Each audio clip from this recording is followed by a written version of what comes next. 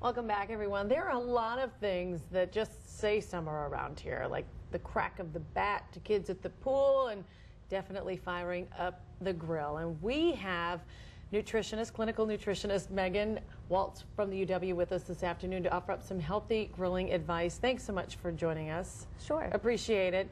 Okay, that's just one of those smells, too, that it just makes everybody else in the neighborhood want to fire it up. Grilling is huge around here. Where do you want to start with this? There's two aspects of grilling that are of concern as far as cancer risk. The one thing with the American way we grill is we like to use a lot of processed meats as well as red meat. So trying to cut down on the portion size of those and how often you're having them. When you say processed meat, what are you referring to? Brats, hot dogs, they're not bad, but you just don't want to have large portions of them every day All over summer. many years. Yes. Yeah. Okay. And then the other aspect of it is how you grill it, because the charring that can happen with grilling, there's some concern that that may contribute to cancer risk, the compounds that develop from the charring process. And that's an ongoing conversation we've heard. Isn't a big deal, is a big deal. Where does that conversation stand? Yeah, I think that it's doing what you can to try to make good food choices. So I'm not a big proponent of cutting things out of your diet necessarily, but I do think controlling the portion size, how often you have it, are very important. But then also being sure to include things like fruits, vegetables, which can also be grilled. You can make kebabs.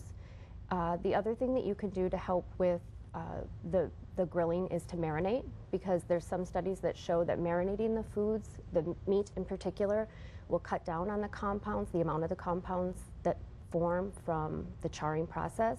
Really? Mm-hmm. Oh, that's interesting. I hadn't heard that. Okay, so if you're going to fire up the grill, Megan, what are you putting on it?